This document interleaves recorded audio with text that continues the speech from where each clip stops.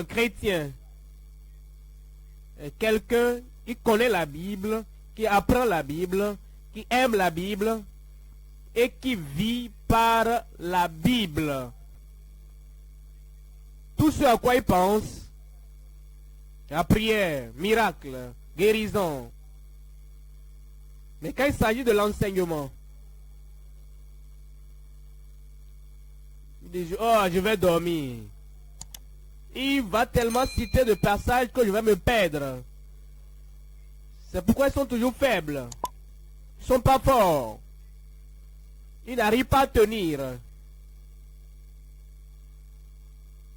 Mais ce serait une session d'enseignement biblique.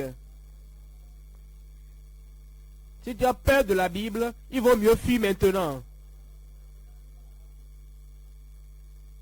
Et je vais ouvrir cette Bible. Et je vais t'injecter de la Bible. Il veut transformer notre église à l'église légère de la célébration. Danser, danser, danser. Ceci, c'est la vie profonde. L'église biblique de la vie profonde.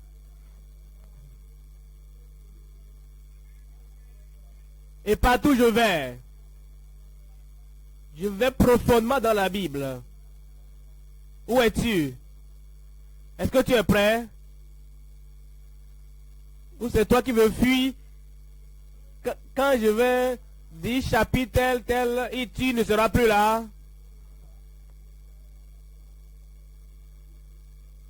Tu vas rester. Où es-tu? J'ai dit tu vas rester. Et c'est ça qui fera de toi fort. Je serai fort. Dis-moi, dis-moi. Je serai fort. Alors ferme les yeux, parle-en au Seigneur. Et toi-même prie. Prie pour toi-même. Et dis au Seigneur que tu seras fort. Tu vas écouter la parole de Dieu. L'enseignement de la parole ne va pas te terrifier ou te faire peur. Tu vas écouter. Tu vas apprendre. Tu vivras par la parole de Dieu. Et ta vie apportera la gloire à Dieu. Je ne vous entends pas prier. Au nom de Jésus, nous prions. Père Céleste, nous te remercions en ce moment. Nous te remercions parce que tu nous as appelés à toi-même. Et nous voulons vivre par ta parole. Nous prions que quiconque ici présent écoute ta parole, embrasse ta parole, puisse avaler cette parole, puisse boire cette parole. Et la grâce de vie par la parole, donne-nous-la, nous, au nom de Jésus. Nous serons des croyants forts en Christ, vivant par la totalité de la révélation de la parole de Dieu. Injecte-nous de ta puissance, fortifie chaque croyant, pour que nous soyons fermes, solides et forts dans la parole. Nous te remercions pour l'exaucement. Au nom de Jésus, nous prions. Et tout le monde dit... Merci beaucoup pour vous asseoir. Nous considérons Jean au chapitre 8. Je vous lis le verset 30 et 31. Comme Jésus parlait ainsi, plusieurs crurent en lui.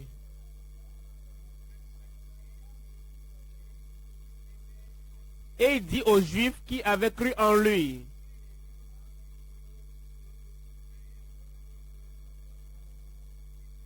si vous demeurez dans ma parole, vous êtes vraiment mes disciples.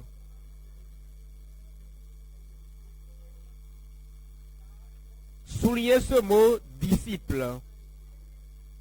Si vous demeurez dans ma parole, vous êtes vraiment mes disciples.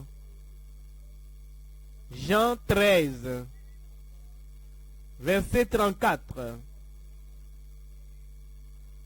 Jean 13, 34. Je vous donne un commandement nouveau.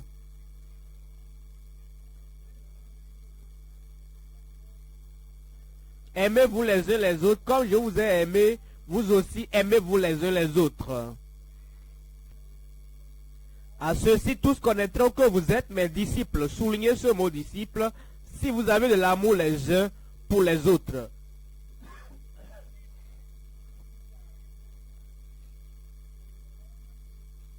L'enseignement intitulé Le grand privilège d'être disciple de Christ. L'Église est divisée en deux. Je veux parler de l'Église sur le plan mondial. Je veux parler de l'Église visible. Je veux parler de la conglomération, de l'assemblée, de tous ceux-là qui se prévalent du nom de chrétiens. Il y en a qui se disent chrétiens, mais qui n'ont aucune preuve. Ils ne sont pas nés de nouveau, ils ne sont pas enfants de Dieu, il n'y a rien qui prouve qu'ils aient visité le calvaire. Mais il y a de véritables chrétiens. Ils ont été à Christ. Ils ont été au calvaire. Ils ont reçu la puissance du calvaire dans leur vie. Ils ont l'évidence que Christ vit en eux.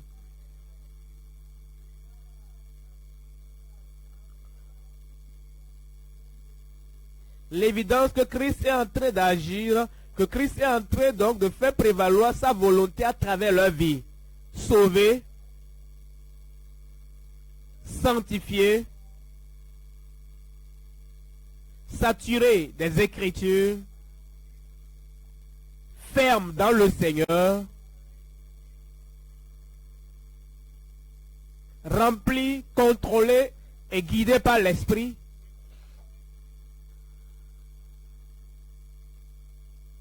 attiré surnaturellement et attaché à Christ.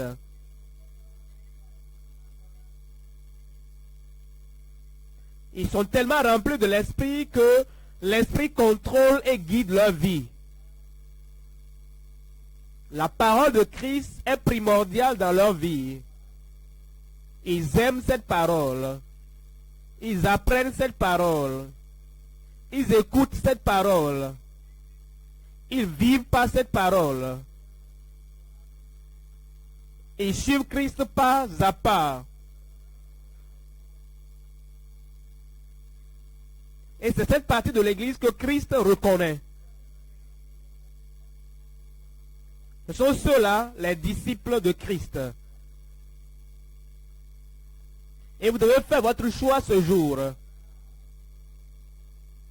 Si vous voulez être superficiel, vous voulez être léger, vous voulez être séculier, vous voulez être dirigé par vos sens, ça c'est votre choix.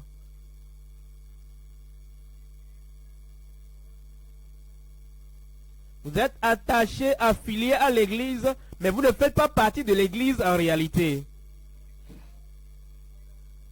Ou est-ce que vous voulez être un véritable disciple? Vous êtes sauvé, vous êtes scriptural, vous êtes attiré de façon surnaturelle à Christ, vous êtes attaché à lui et vous vivez par lui.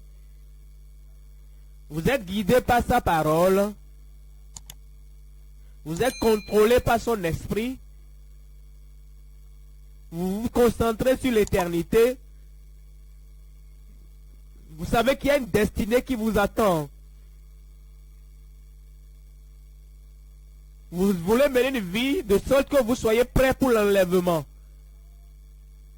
Ce sont là les disciples de Christ. Le grand privilège des disciples de Christ. Il y a trois choses à considérer. Premièrement, l'identité des disciples de Christ. Comment les identifions-on? Comment les reconnaît-on? Comment pouvons-nous les démarquer? Comment quelqu'un peut vous voir et dire que véritablement celui-là fait partie des disciples de Christ? L'identité des disciples de Christ. Deuxième point, l'héritage des disciples de Christ. Vous rentrez dans le royaume,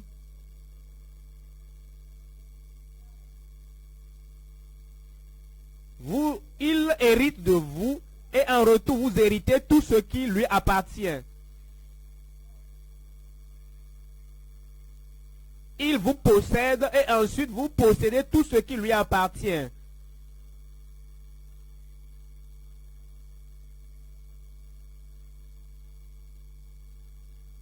Alors lui, vous appartenez à lui complètement et vous recevez tout ce qu'il a. L'héritage des disciples de Christ. Et troisième point, l'incorruptibilité des disciples de Christ. Alors Satan a sa cohorte, il a ses suiveurs qu'il envoie corrompre ceux-là qui ont décidé sur Christ, mais les disciples de Christ sont incorruptibles. Il peut envoyer une Jézabel pour te corrompre. Si tu es simplement un fréquenteur d'église, j'entends qu'ils vont, moi aussi je vais. Jézabel va te corrompre. Il peut envoyer la femme de Potiphar contre toi. Si tu es simplement un fréquenteur d'église, est-ce que tu es profond? Oui, je suis aussi profond. Ils vont et je vais aussi. Appelez-moi tel frère. Pourquoi tu m'appelles ordinairement comme ça? Ne sais-tu pas que je suis profond? Ceux qui sont profonds de nom,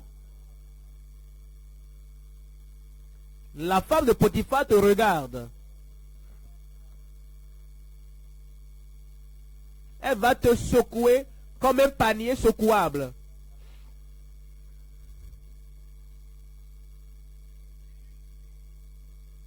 Si tu n'as pas la réalité, si tu n'as pas la véritable chose, le salut, la grâce et la saturation que donne la parole de Dieu, alors tu ne pourras pas tenir. Et la femme de Potiphar va sucer tout ce que tu as, tout ce que tu prétends avoir, parce que simplement, tu n'es pas un véritable disciple de Christ. Simon le sorcier, le magicien va te corrompre par l'argent. Si tu n'es pas un véritable chrétien, d'ici ils vont te corrompre. L'incorruptibilité des disciples de Christ. Montrez-leur l'argent. C'est quoi l'argent? Nous avons un héritage au ciel. C'est quoi l'argent? La femme de Potiphar va apparaître pour dire, mais est-ce que je n'ai pas l'air attractive pour toi? Toi, dis, quitte là. Christ est plus attrayant pour moi. Il veut essayer de te corrompre par la position. Il te dira, viens prendre le titre de chefferie. Tu leur diras simplement, j'ai quelque chose de plus que ça. Parce qu'il a fait de nous des rois et des sacrificateurs pour Dieu. Alors si tu es un véritable disciple de qui ne pourront pas. Premièrement, l'identité. Deuxièmement, l'héritage. Et troisièmement, l'incorruptibilité des disciples de Christ. Premier point, dites-le moi. Parlez comme prédicateur. Premier point, l'identité des disciples de Christ. Mais qui appelons-nous un disciple? Comment identifier un disciple? À quoi ressemblent les disciples? En Matthieu chapitre 4, versets 19 et 20. Matthieu 4, 19. Il leur dit, suivez-moi et non pas eux, suivez-moi et non Pierre, suivez-moi et non Marie, et je vous ferai pêcheurs d'hommes.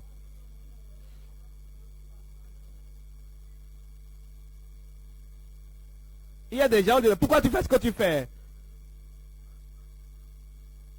Telle sœur le fait et donc je suis en train de la suivre.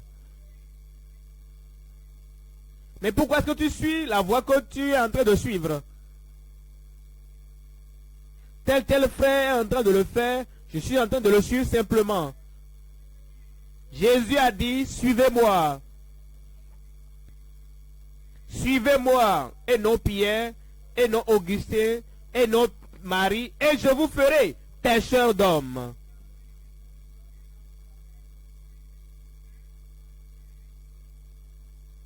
Aussitôt, ils laissèrent les filets et le suivirent. Comment connaître que quelqu'un est disciple?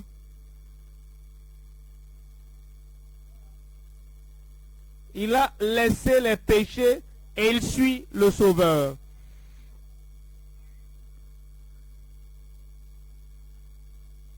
Il a laissé les idoles et il suit Christ, le Fils de Dieu. Il a laissé l'occultisme sous toutes ses formes et il suit Christ, le Fils de Dieu. Il a laissé la religion et il suit le juste. Comment connaître un disciple?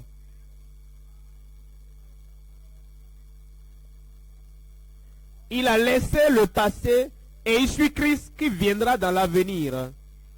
En Jean chapitre 8, verset 12. Jean 8, 12.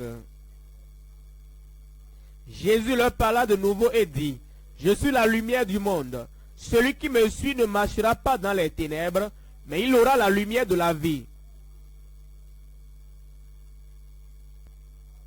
Les ténèbres dont il parle ici, il parle des ténèbres de l'occultisme, des ténèbres de gris-gris, des ténèbres donc des idolâtries. Quelqu'un qui veut un enfant, qui veut un travail et qui va derrière quelque part, courbant devant les idoles, les fétiches. Celui qui suit Christ, le véritable disciple de Christ, ne quittera pas la lumière pour aller dans les ténèbres. Un soi-disant pasteur qui veut une grande église, une grande assemblée, et qui veut de grandes foules, et il va derrière la scène, il fait quelque chose là-bas, il vient enterrer quelque chose dans la terre pour dire qu'il veut attirer les membres. Alors, si tu travailles pour Dieu, tu ne dois pas faire quelque chose avec les instruments du diable. Il marche dans la lumière. Tu vis dans la lumière. Jésus-Christ est la lumière du monde.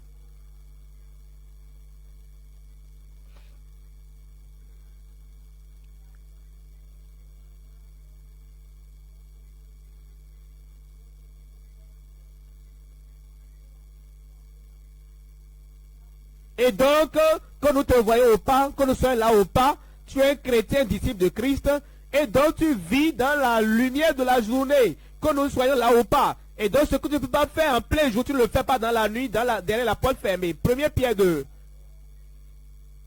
verset 21.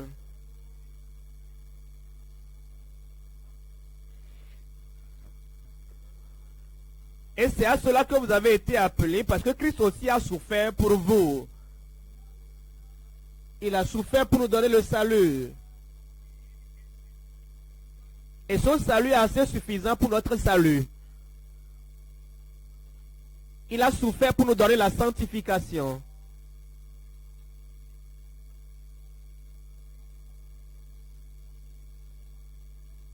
Et Jésus, afin de sanctifier le peuple, a souffert hors de la porte. Et sa souffrance est assez suffisante pour notre sanctification.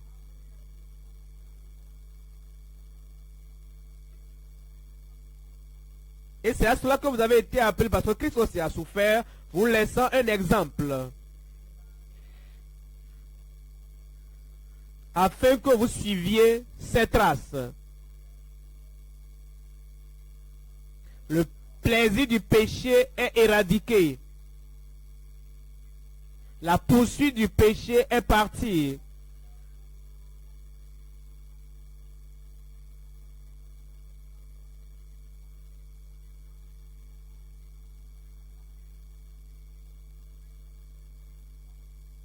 L'acceptation,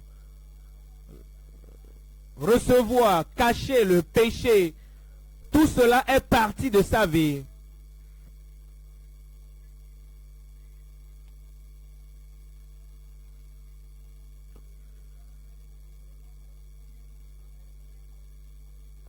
Donc favoriser le péché dans sa vie ou introduire le péché dans la vie d'autrui, tout cela est parti parce que le disciple de Christ vit dans la lumière, marche dans la lumière.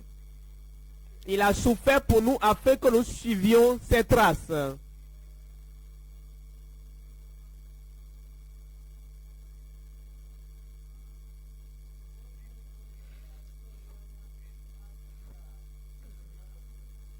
Et le disciple de Christ, dans sa vie personnelle, en privé et en public, avant de faire quoi que ce soit, se pose la question de savoir que fera Jésus.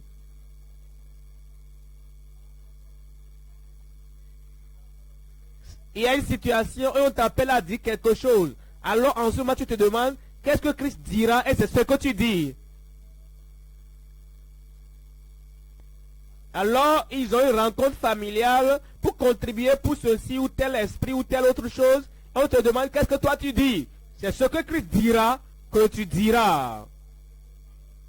L'association des cultivateurs, l'association des commerçants, l'association des femmes du marché, l'association des couturiers, l'association de quoi que ce soit. Il veut contribuer de l'argent.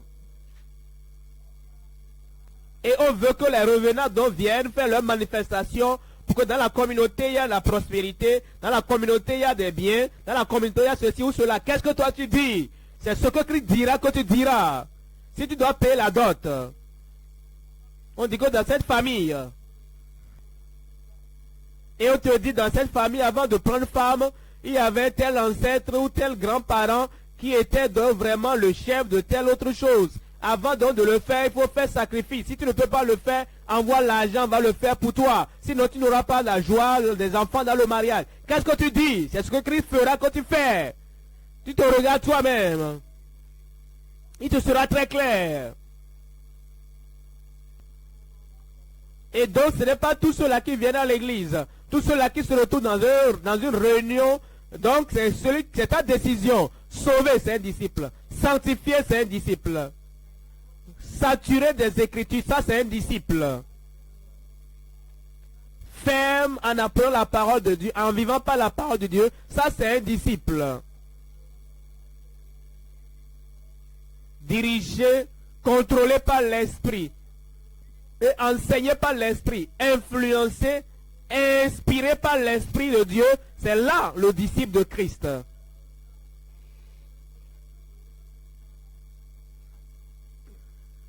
Celui qui vit dans la chair,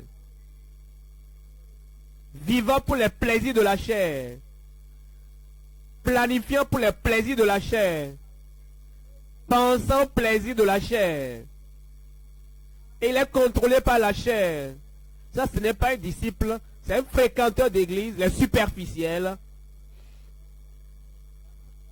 Deuxième point.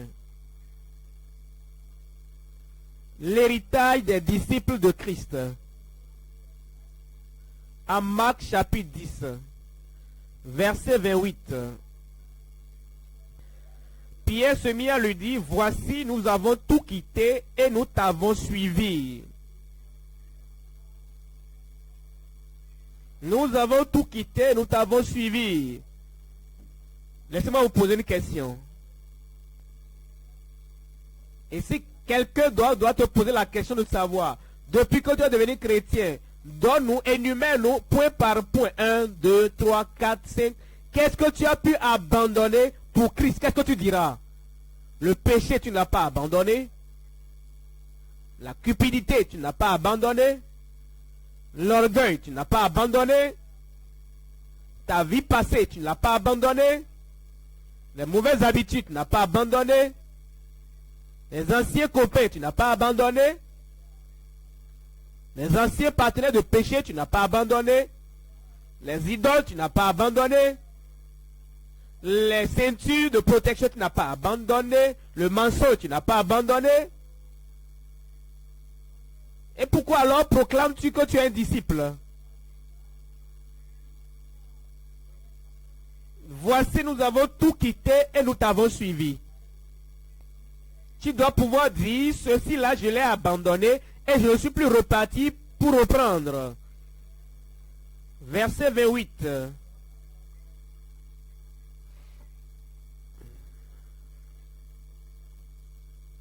Pierre se mit à lui dire, voici nous avons laissé certains, c'est ça, qu'est-ce qu'il a dit?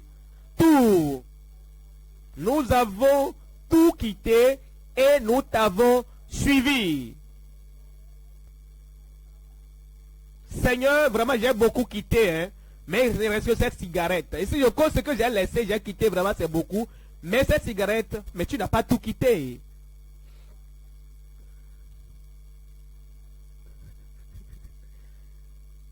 Seigneur, vraiment c'est ce vin de palme, je n'ai pas tout, je n'ai pas pu, hein. Oui, c'est ma faiblesse, mais tu n'as pas tout quitté. Mon Seigneur, vraiment c'est cette demoiselle-là que je voulais marier avant de me marier. Maintenant je me suis marié, mais Seigneur, c'est ça seul qui reste et je l'aime encore. Vraiment Seigneur, mais ne me dis pas que tu es un disciple parce que tu n'as pas tout laissé. Seigneur, vraiment personne ne doit entendre ça, hein. Mon mari ne doit même pas entendre ça, mais Seigneur, c'est vrai, je suis marié. Mais réellement, il y a cet homme-là, je sais que j'ai de l'affection pour lui. Et je sais, Seigneur, que vraiment tu dois avoir pitié de moi. Mais ne me dis pas que tu es un disciple si tu n'as pas tout quitté. Je suis profond. Seigneur, vraiment, ces temps qui courent là, personne ne peut vivre de son salaire. Hein. Et Père, Seigneur, je sais, quand j'aurai fini de construire ma maison, j'aurai acheté le véhicule, je vais laisser la corruption. Tu n'es pas encore un disciple, tu es un fréquenteur d'église. Nous avons tout quitté, nous t'avons suivi. Verset 29.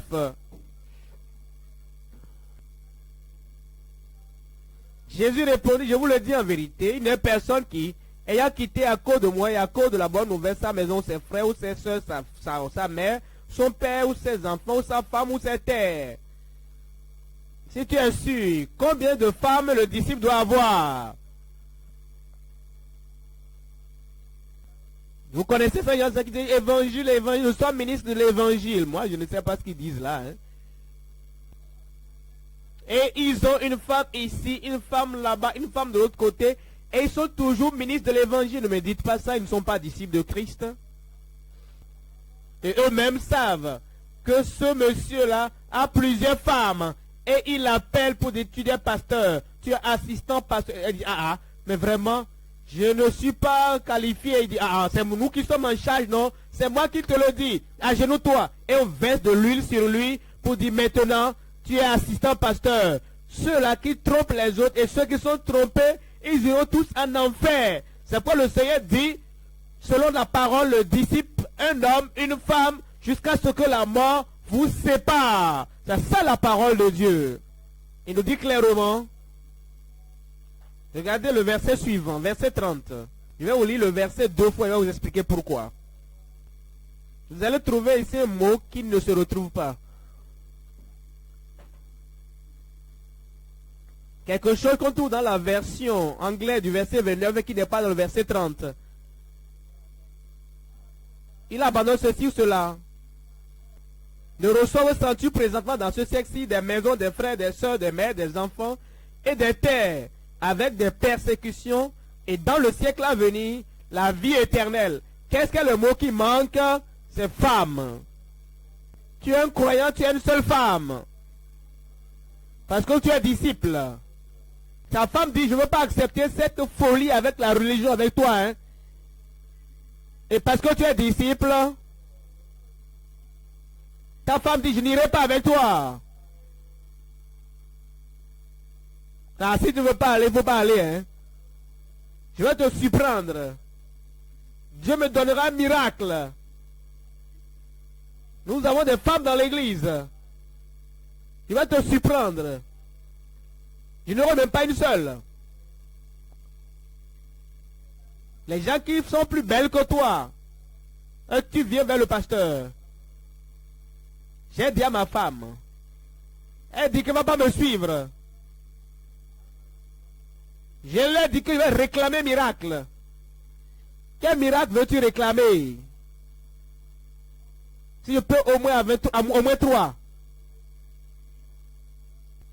3 de ces soeurs qui prient encore pour la volonté de Dieu, qui sont en retard là. Au moins 3. Je vais enseigner le soir à ma femme. Dans quelle église ça? Dans la vie profonde? Que Dieu n'ose. Où es-tu? J'ai dit que Dieu n'ose.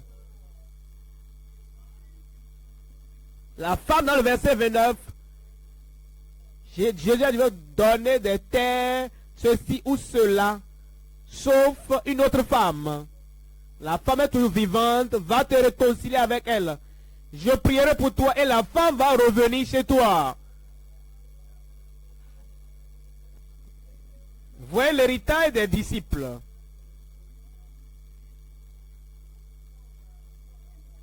Reçois vos statuts présentement dans ce siècle-ci. Je vais hériter. Je dis, je vais hériter. Oui, les gens pensent que si on est disciple, on va vivre dans la pauvreté. J'annule la pauvreté de ta vie. L'héritage des disciples de Christ. Dans cette vie, le centuple. Où es-tu? Le centuple. J'ai dit, où es-tu? Le centuple. Maison, donnez-moi un grand amen. Des frères, un grand amen là-bas. Des soeurs, un grand amen là-bas. Des mères, un grand amen. Quelque chose ici. J'ai dit quelque chose ici. Quelle est la chose suivante? Des enfants. Des enfants miracles au nom de Jésus. Et des terres au nom de Jésus. Troisième point. L'incorruptibilité des disciples de Christ.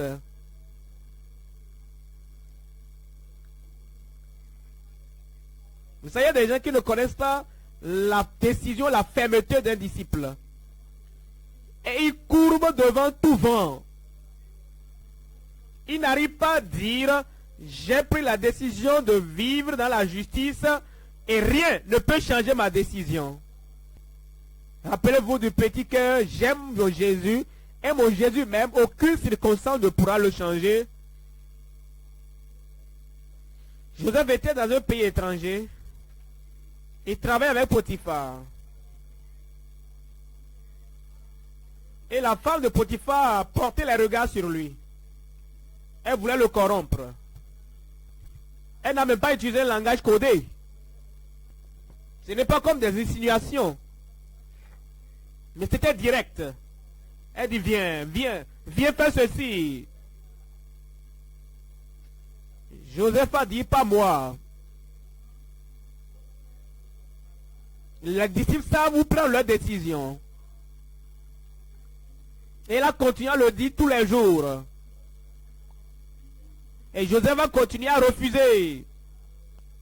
Et on demande à un soi-disant disciple, on a appris qu'au bureau, tu as fait ceci avec elle, madame pasteur, vraiment. Si vous connaissez la situation, la pression que la dame là a mise sur moi, vraiment je ne me reconnaissais plus. Tu n'es pas un disciple de Christ. Joseph a dit jamais.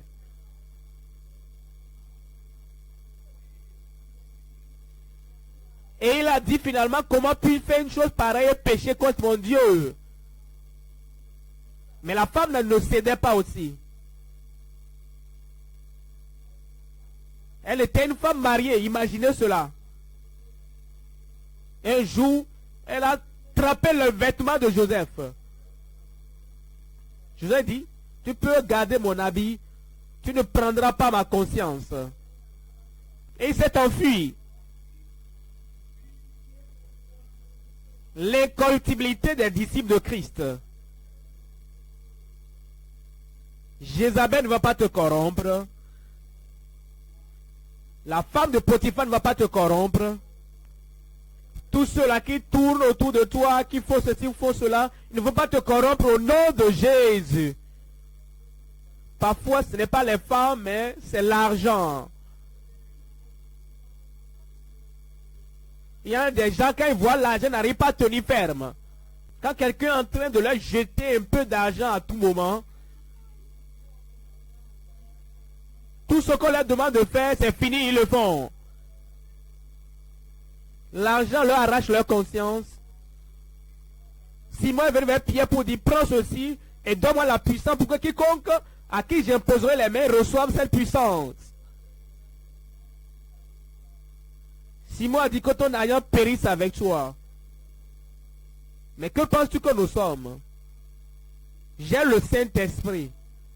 J'ai Jésus-Christ. J'ai Dieu. J'ai la vie éternelle. J'ai les promesses de Dieu. C'est toi qui veux me corrompre avec de l'argent, que ton argent périsse avec toi. Qu'est-ce que tu as? Ne comprends-tu pas que tu as des bénédictions, des promesses que tu as réclamées, et tous ceux qui sont venus t'offrir ou t'offrent ne peuvent être comparés à ce que toi tu possèdes déjà? Daniel chapitre 1, le verset 8.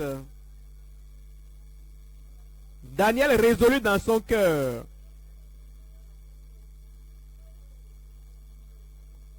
de ne point se souiller par les mets que mangeait le roi et par les mets dont buvait le roi. Et il pria le chef des eunuques de ne pas l'obliger à se souiller. Je prie que cet objectif, cette décision de cœur soit en toi. Premièrement, l'identité des disciples de Christ. Deuxièmement, l'héritage des disciples de Christ. Troisièmement, l'incorruptibilité des disciples de Christ. Tu seras un disciple. Tu dois être un disciple. Et tu dois refléter, démontrer la vie d'un véritable disciple. Et le Seigneur me te dit que sa grâce est suffisante. Où es-tu? Lève-toi et parle au Seigneur. Que tu seras un disciple. Advienne que pourra. Advienne que pourra. Tu seras un disciple. Tu ne seras pas corrompu.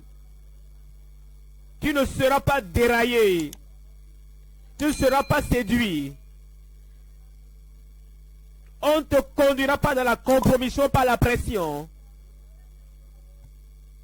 Sois un disciple.